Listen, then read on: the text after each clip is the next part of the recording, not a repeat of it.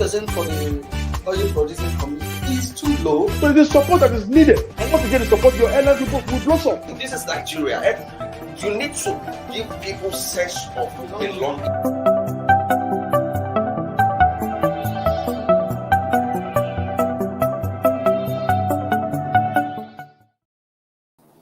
Good morning, viewers. My name is Bode Gbadibo. Welcome to Thursday, January 20, 2022 edition of Inside Nigeria.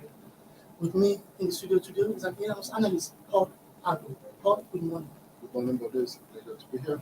Of course, it's necessary I apologize to our viewers for starting today's edition of Inside Nigeria very late. This was due to technical issues beyond our control, but without much ado, we're starting with Nigeria's most influential newspaper, The Leadership. On the front page of Leadership this morning, ex-generals, governors, regional groups may determine 2023 presidency. Ex-generals, governors, regional groups may determine 2023 presidency. Tax aspirants on capacity, character, according to stakeholders.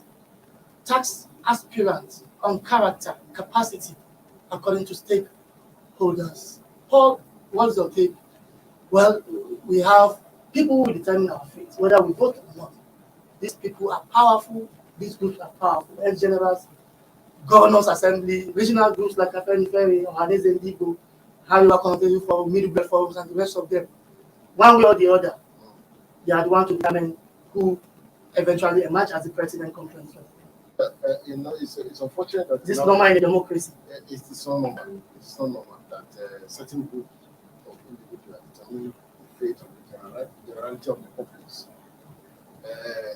Democracy allows universal adult suffering to prevail, where every individual, every citizen allows that has obtained the voting age can vote for whoever he chooses to. But unfortunately, that in this part of the world, it is some groups of individuals that actually decide the fate of the populace. 206 million, and I think the voting population is around 70 or 80 million or so. Of course, they've been the one determining who leads this country, who gets what. The ex-generals, the governors, as rightly put, published by leadership. The ex-generals, governors, regional groups, of course, ex-generals, you know them, the likes of the IBB, Tiwa Danjuma, Ali Busso, the one-pied general that always make things happen. Then you have general and former president, Olusegun Obasanjo, who later becomes like a Mecca of sorts. A Mecca of sorts. Yes, for politicians who are aspiring to. Then of course you have one office or the other. The Pandef. But for want of time, yes, for want of time, Paul, what is the fate of Nigerians in all this? Because is this democracy or this is undemocratic? Because just 2 days ago, we carried the stories that Haneze Ndigo has earmarked 10 billion naira for anybody of Igbo extraction will be contesting on any major political party, just to make sure that an Igbo man becomes the president. So where is the place of democracy in all this? That one is like donating to a political party. It's like donating to a political party, but they must not also overshoot the threshold set by INEC on donations. That one is aside. Yeah. You see, Nigerians allow these things to thrive. There are certain members of the National Assembly today. I know of some. I know of one from Kogi and one from Bauchi, that they were denied tickets in their former party, and they defected to another smaller party because of their popularity, because they were loved by their constituents. But the party denied them. The party denied the ticket, and they were able to defeat the bigger candidates from bigger political party. So Nigeria should go out. If Nigeria decide to go out, not to be playing football on election day or be watching one movie And or complain the other, of bad governance later. Yes, we start complaining of bad governance. You can imagine on election day, a group of young men will be playing football. It's common. So if you go out in mass to queue behind candidates of your choice or political parties of your choice, these ex-generals, governors, regional groups will not have say that much. It's because we don't come out in full force to select candidates of our choice. That is why this group of Nigerians with so much influence on our political life. And already we have 7 people or 7 Nigerians who have openly declared so far that they will be contesting for the presidency. Before you know that, they will start visiting saw them on the screen short while ago. Yeah, so they will start yes for going endorsement and political blessing. Yes, and of course, you know, there's some of their supporters, or should I say, stools or influencers, have been moving around the country. So on election day, finally on the election day, should we just save our time and resources by staying at home and allow these power blocks to decide who will become the president? We have to complain forever. People are complaining today. Majority of people who are complaining today didn't participate in 2019 and 2015 elections. Some of us have to travel as far as 40 kilometers, 50 kilometers in order to cast a ballot. Exactly. But some people whose polling unit is just a few meters away from their home refuse to come out. Playing football, playing all manner of games, and watching movie will not help you. Oh, there's also a problem. Most of them believe their election, their votes will not count. And that's why there's total apathy. That is but we need to remove that impression and get more involved. Yes, if you are not involved, if you, after casting your ballot, hang around, ensure that your votes are counted. All right, well, thank you for that. Let's quickly go to the front page of Nigerian Tribune to see what is there. But Nigerian Tribune, electoral bill, Senate House bow to Buhari. Electoral bill, Senate House of Representatives bow to Buhari. Widening scope of primaries, approved direct, indirect, consensus options for political parties. Amendment unanimously approved in Senate. Opposition kicks in House. House prioritized safety of democracy, according to the House spokesman, Honorable Benjamin Kalu. Now, Paul, what's your take? After much noise and back and forth, both chambers of National Assembly yesterday, Wednesday, recommitted the electoral amendment bill 2021 and amended the controversial clause 84 of that bill. Now, again, we have differential in the Senate.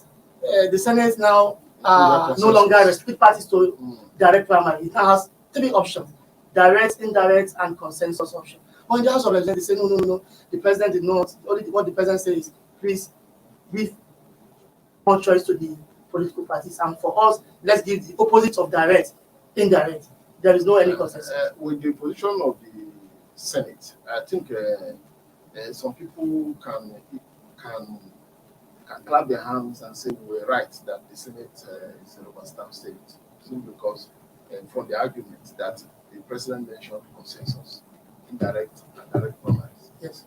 So they just follow the way of the president. And people are also cautioning that, look, we are trying to breed crisis, future crisis. And we should not dance with the gallery. We should also look at the future. Yes, Pamela will be Senate president maybe 2023. He might not be Senate president from July 2023.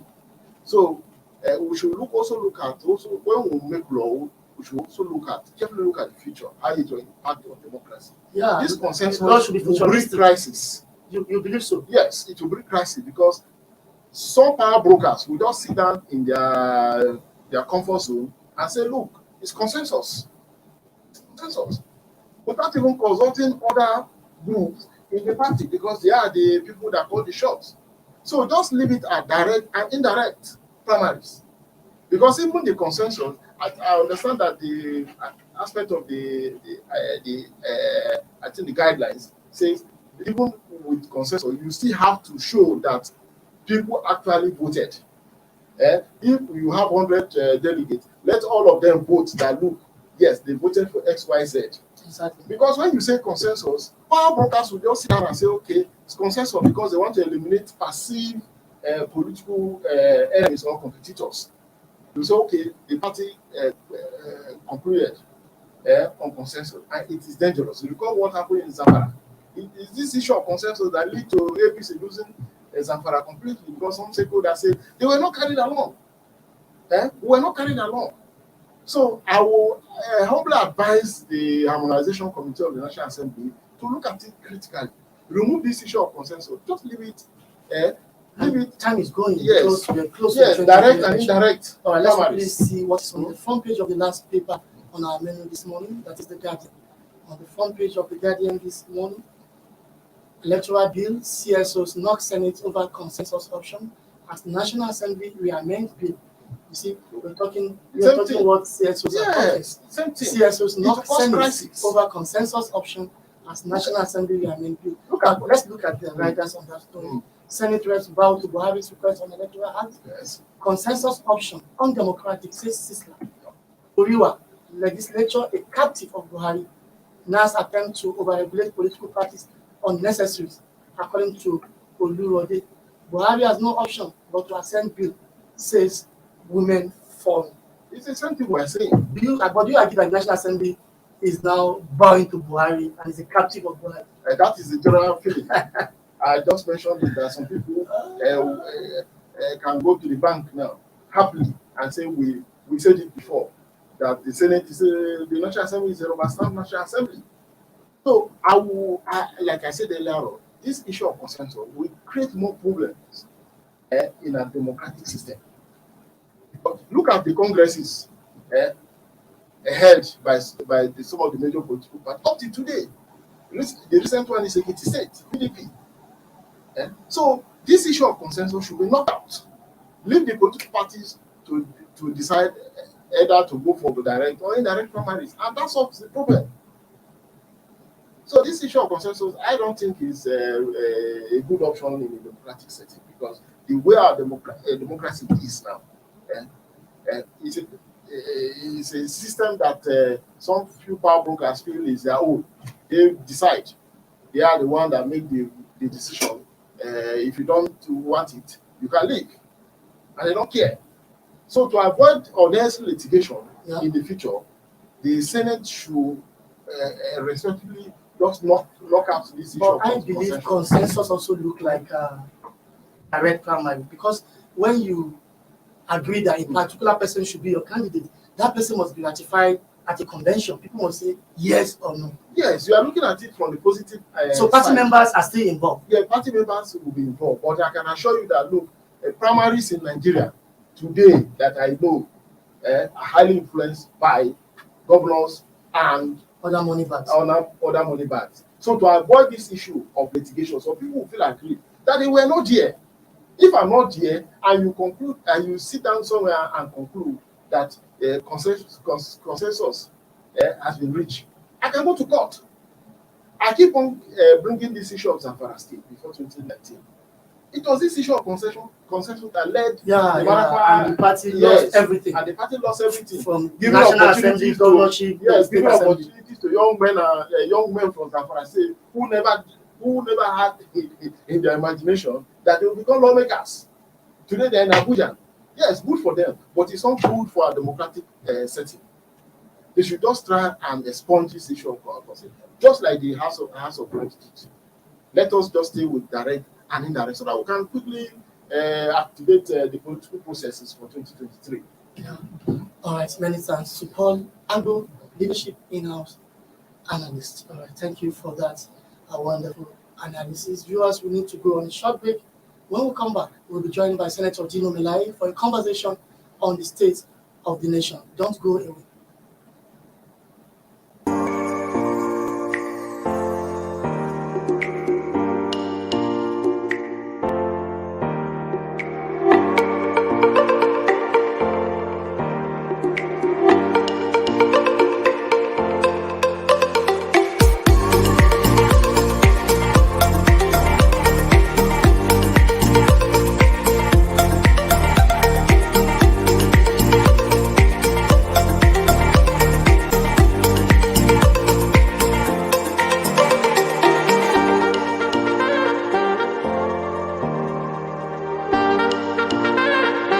For sponsorship and advert placements, please contact 08036886158. Last Word Leadership Podcast Studio. You have the last word.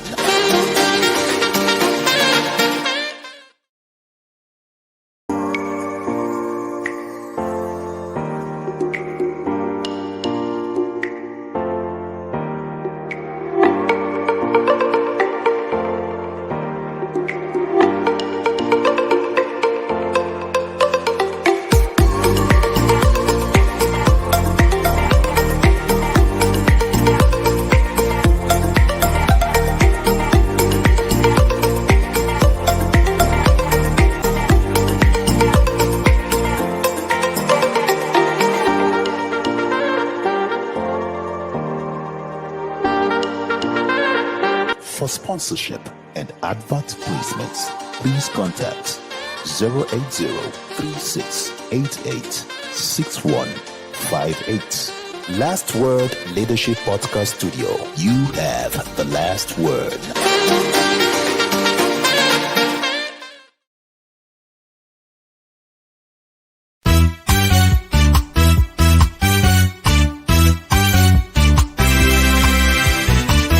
Why will a medical doctor work for 9 months, 16 months, 19 months without getting paid? But you see how much kidnappers are picking for victims. My business, government will always say what is best. Together, and I think we can.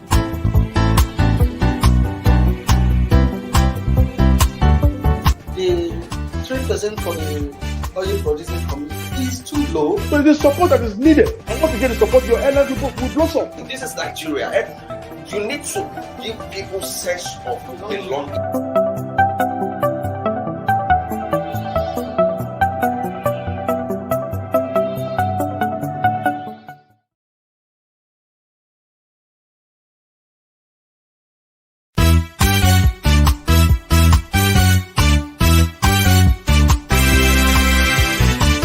Why will a medical doctor work for 9 months, 16 months, 19 months without getting paid? But you see how much kidnappers are picking for victims. My business, government will always say what is best. Together, and I think we can.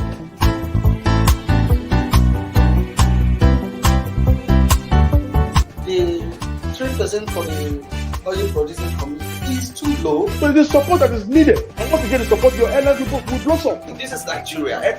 You need to give people sense of belonging.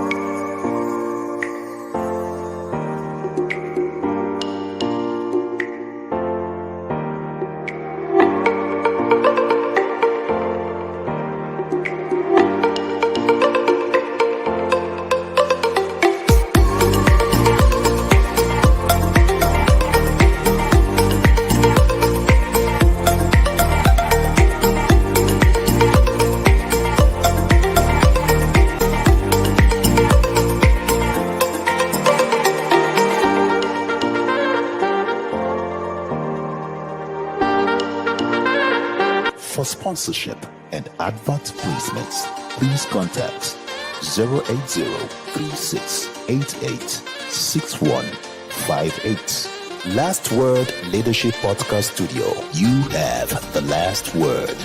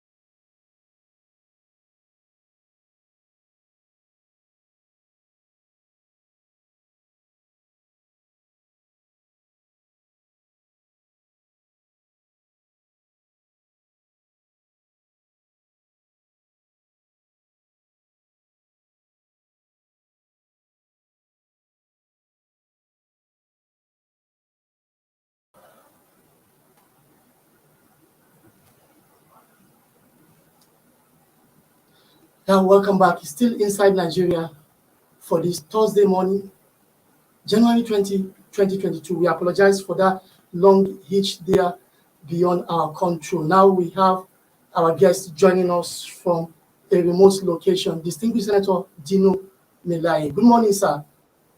Yeah, good morning, and I apologize for stepping in a bit late. No. All right. Happy New Year to you. All right. Yeah, Happy New Year to you, sir. Happy New Year. Yeah, we should. All right, so let's go straight to the point, distinguished senator, because of want of time. Let me quickly first ask you your take about the state of the nation as we are now. Yeah, the state of the nation, Nigeria, is still very sick, and like I always say, equally suffers from a dreadful congenital abnormality. There's a need for amelioration. There's a need for palliation. There's a need for correction. Our country is very sick.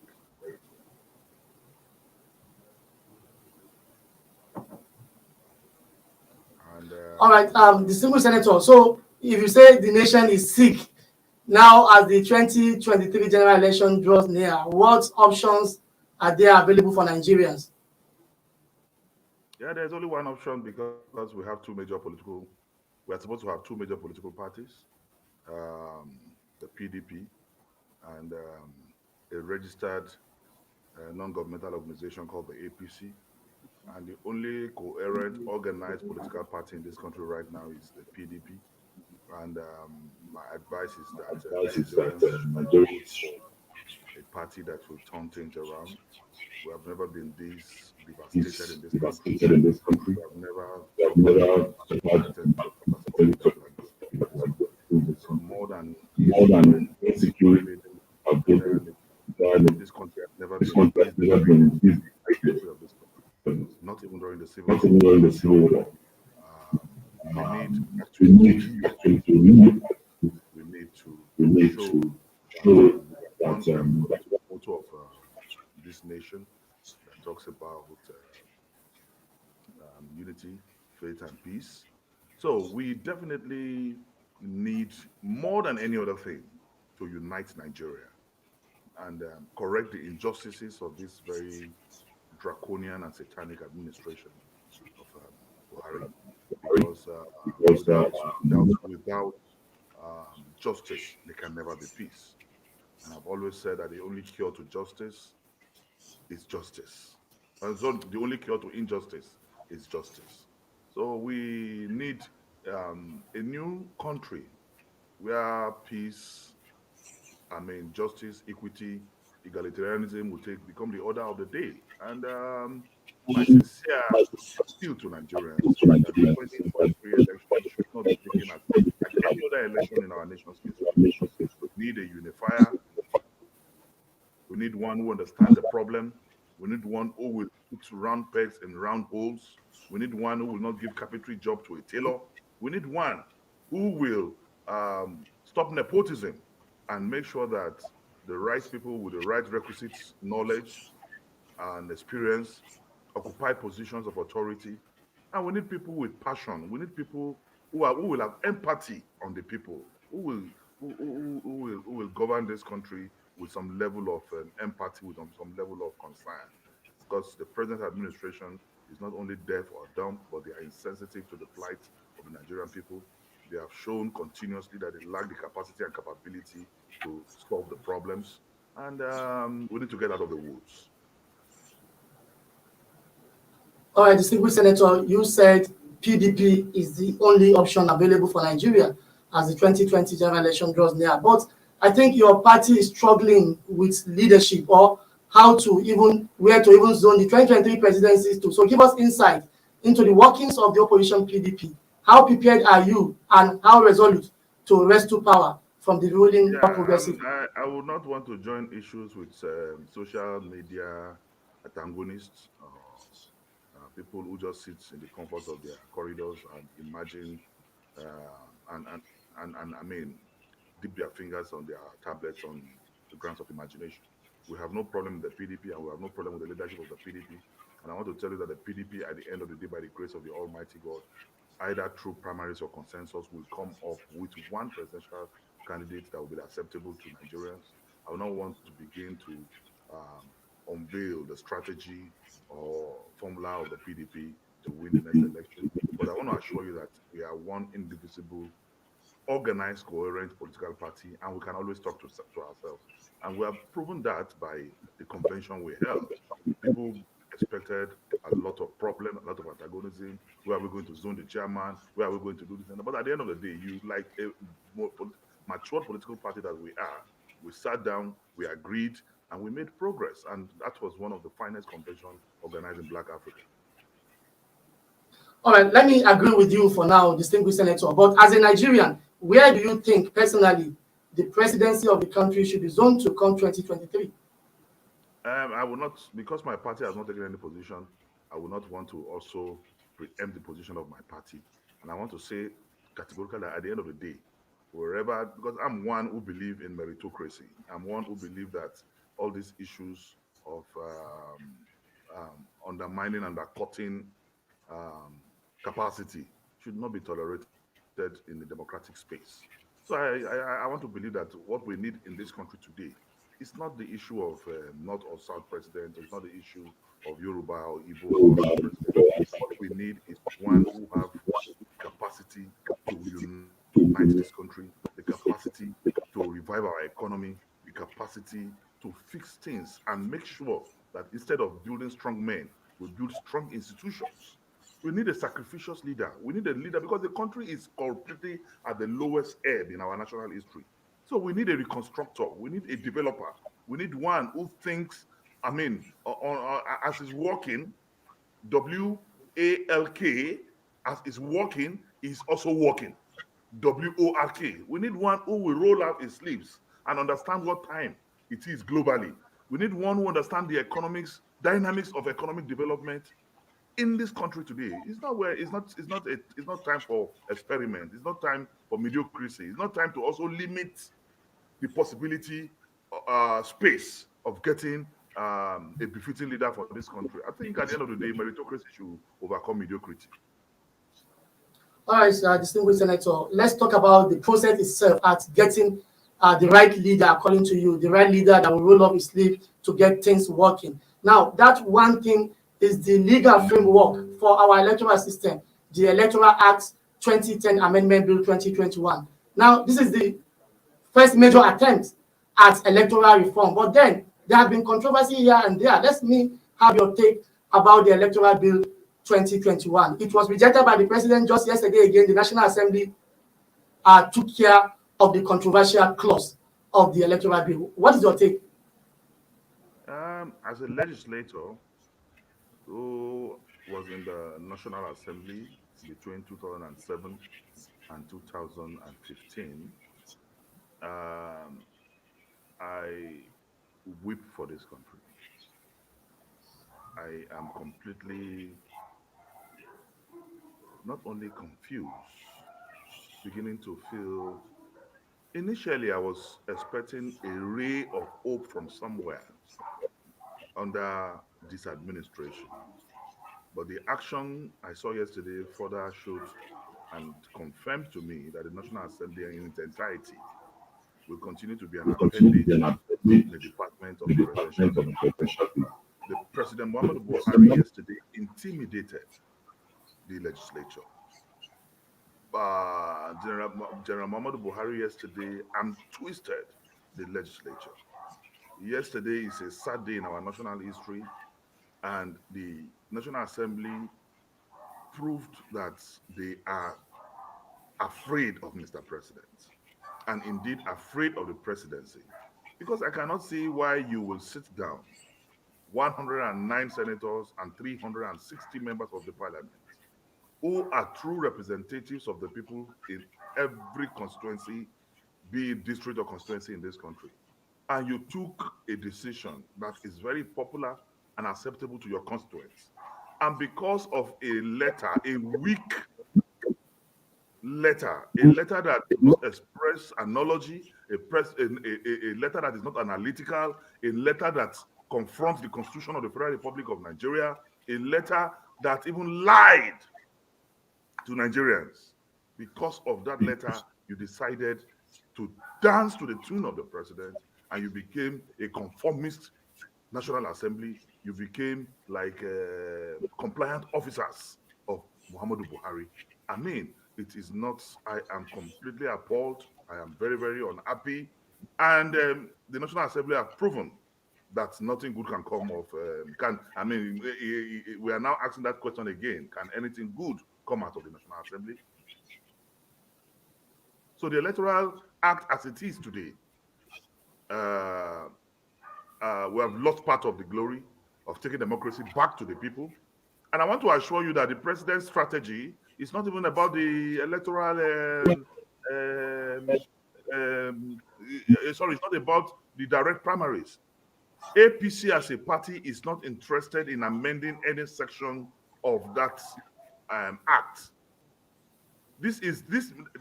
Returning the bill by the president will make it the fourth time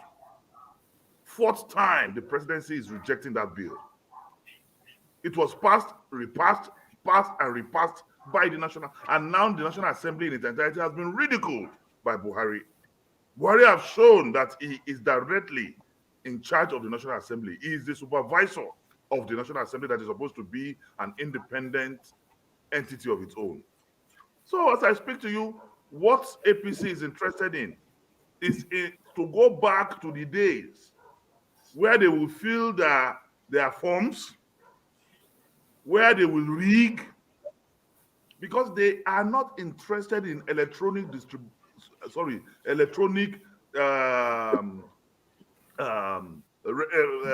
transmission of results. That is the target. That is what, but they don't want to go there. They want to use other mundane issues to delay again the passage of the electoral bill. The president will delay the signing, and INEC will now come out and say, because up to this moment we have not gotten this and we need to prepare for the election, we can no longer use the electoral act as just passed.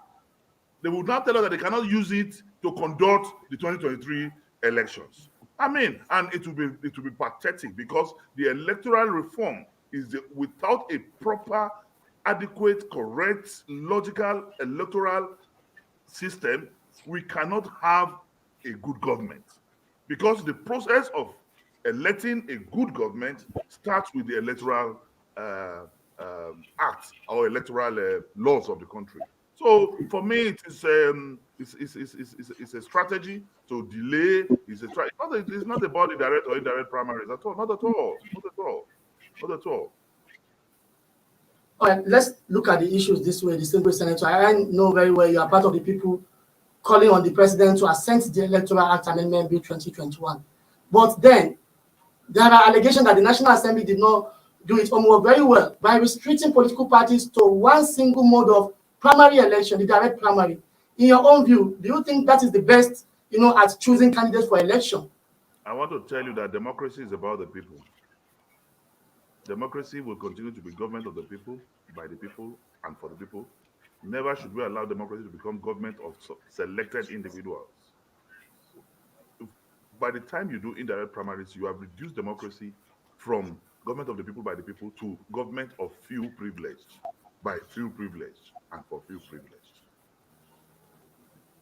That indirect primaries limit the participation, the democratic participation of members of that political party.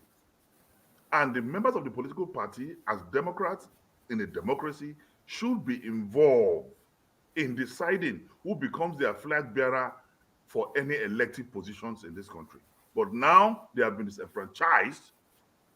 Only those elected by their governors or political kings will decide and determine who will, represent their people. And it's unfortunate that that's happened in a democracy, because for me, it is not limiting democracy by saying that everybody should participate. You are just practicing democracy as it is in its raw form, taking democracy back to the people. The people should decide.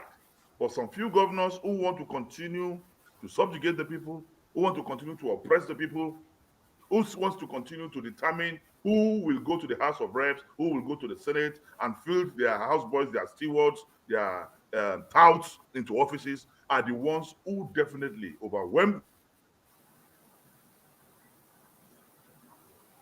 Mr. President. So I am for the red primaries, and I believe that is the only way to practice democracy, by not disenfranchising anybody from participating in who becomes. And if you say it may even start with some flaws, but over time we will get organized, we will get matured.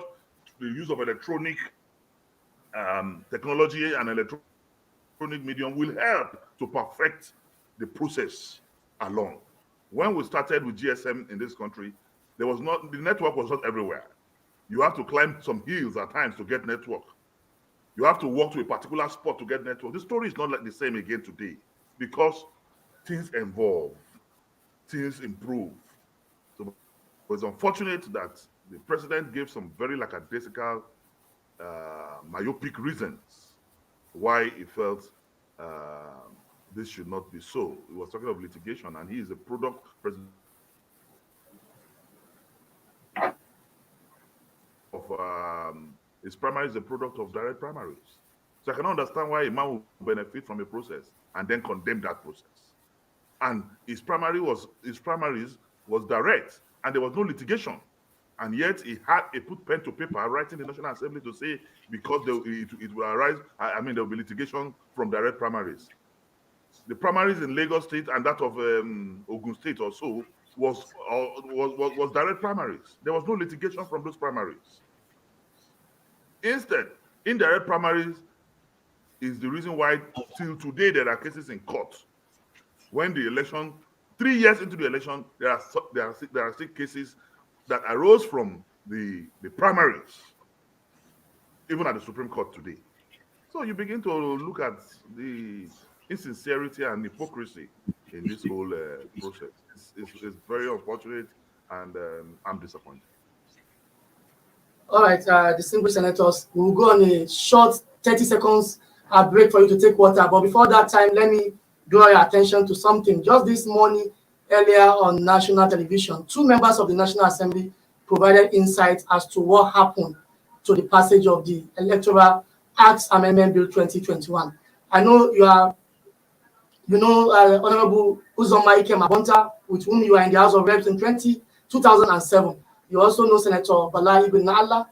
You were together in the Senate at a point also. Well, Uzoma Ike Mabonta said Buhari, like we said earlier, is intimidating National Assembly, and the National Assembly has bowed to him by doing his wishes. But then Senator Nala disagreed by saying the National Assembly did not consult very well, and the process of amending, of coming up, passing that bill was not painstaking. That is why they didn't summon the courage to override the president. So what do you have to say about these 2 views by members of the National Assembly?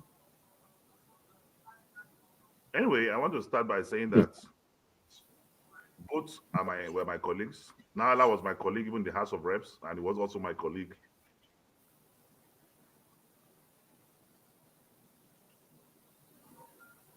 say that Nala definitely got it wrong, and he definitely should speak the way he spoke, because he's a member of the APC, and the president is their headmaster, and as students they must always respect and comply with the position of the president. But I mean, Nigerians are no fools. The truth of the matter is that the president intimidated the National Assembly, and because the National Assembly is a product of the presidency, the leadership of the National Assembly is a product of the presidency. The decision to make them Senate President and Speaker was made in the villa, and they were crowned in the villa. So they definitely, throughout this time, they are handcuffed. They have no decision of their own. They will always return to the presidency to take instructions. And unfortunately, we have a weak opposition that we did not see any reaction that is deserving of an opposition party yesterday in the National Assembly. If I were to be in the National Assembly yesterday, that thing will not scale through, and there will be confusion everywhere, because civil disobedience is legal, and on behalf of the people, we will stretch it. It won't just have the kind of passage it got yesterday. And unfortunately, there was no stage out. There's no walkout. There's no. I mean, we have a problem. We have a problem. All right, this discussion is getting interesting. Distinguished Senator, I need you to take water. We'll go on a short break. I'll be back shortly.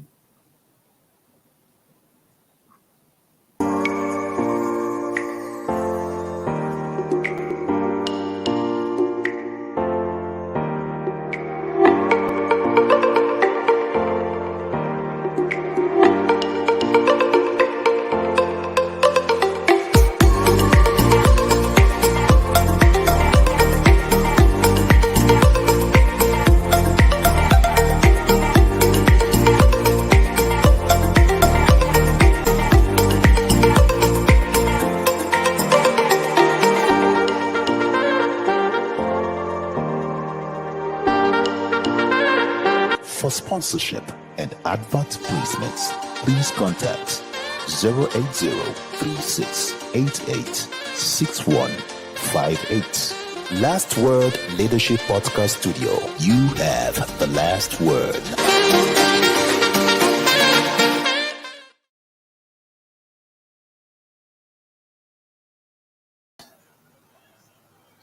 Welcome back. It's still Inside Nigeria for this Thursday morning, January 20, 2022. We have been talking with the politician and businessman, Senator Gino Melayo. Senator, we're back. Now, let me ask you this question. Are you confident we are going to have a free and fair election in 2023? I cannot exactly say that again, because the ingredients needed in conducting elections that will give some level of transparency, that will give level of equal participation, that will tailor the process into having a fair election, is gradually being tampered with. And even the appointments of electoral commissioners and all that from the fillers is gradually getting politicized. And registered members of the APC are gradually being dragged into INEC, if not for the reactions of Nigerians and the vehement opposition of the PDP. One of the parrots in the presidency would have today become a national commissioner of INEC. So the truth of the matter is the possibility of having an election that will be acceptable to all, that will be fair, that will be credible, is systematically and technically being tampered with. And one of it is the disenfranchising the general public, citizens of this country, from deciding who will be their representative or who will be the flag bearer of their political party in the 2023 elections. And I am telling you that we are waiting to see, even with this already kwashiorkored electoral act or electoral bill that is already completely is a disabled electoral bill, because once it is not in its intact form, something good is collective. Once you tamper with a percentage of something good, it's no longer good. You can never say it's excellent again. So, but as kwashiorkor as it is, I know they will still find a reason not to assent to it on time, so that they will now INEC will create the excuse of saying that it is not possible to implement the new electoral act because of time. Because as I speak to you, by the provisions, the amended provisions of that electoral bill, primaries should take place in June, latest in June. And there are preparations to that process. And January is ending. The act and the law is not passed, it's not ready. So INEC have every reason to say it is too late for us to now organize that. So they will go back to the old order. And once we go back to the old order, then we have just gone back to Egypt. All right, distinguished Senator, I have one more last question for you. But before then, let me have your view about the burning issue of subsidy removal, to be or not to be. You know, in the first place, Subsidy is a source of corruption in this country. So, It has been used, reused, and reused. NNPC lied to us that they've removed it. Minister of State Petroleum lied to us that they've removed it and it's completely removed. And now they are not telling us that they still want to remove it again. So I've now seen that subsidy is a celestial thing. It's very, very spiritual. It's not physical. Because they've removed it more than how many times. They told us it has been totally removed some years ago. Today, now they say they want to remove it again. And every year you have volumes of billions of naira voted for subsidy. And it's just a means of corruption in this country. And I think the truth of the matter is that there's no sincerity of purpose of other commitment. The petroleum industry is one of the most corrupt industries in the country. And we only need a government with some level of sensibility to correct the anomaly. How can you say you want to remove subsidy and you want to replace subsidy with a more expensive process of giving 5,000 naira to Nigerians? This is just a fraudulent government. And I want to say that removing or not removing subsidy in this particular administration will make no sense, because we need another government to administer that complete industry in a very civilized manner. well, finally, Senator, I know God has been faithful to you. You are a House of Rep member. You are a senator. You have done well for yourself. Or there is this viral slogan about you on the social media: Dino is coming, Dino is coming. So, political speaking, let me ask you, where are you coming from? Where are you and where are you going? Yeah, like I also will tell you that Dino is coming, and Dino is coming fast. I want to assure you that we have elections coming up in Kogi State, and I will participate in those elections. Kogi State is not like any other state in this country. We are being governed by a juvenile. We are being governed by a myopic, porous, parochial, and intellectually stagnant character. We are being governed by maladministration and perfidy, and we need to be rescued. And that is why I announced that against all these odds, against all the evil perpetration of the Yahya Bello administration, Dino is coming. And my people know I am coming. All right. Many thanks to you, Senator Dino Melai, businessman and chieftain of the People's Democratic Party. The pleasure is always mine. Thank you. All right. We hope to see you again when you need a rise. All right. That has been Senator Dino Melai, chieftain of the People's Democratic Party, who has been speaking to us from his residence in Abuja. And then we've come to the end of Inside Nigeria edition for this morning. My name remains Body Badebo. Bye for now. Thank you for watching. For sponsorship and advert placements, please contact 080-3688-6158. Last Word Leadership Podcast Studio. You have the last word.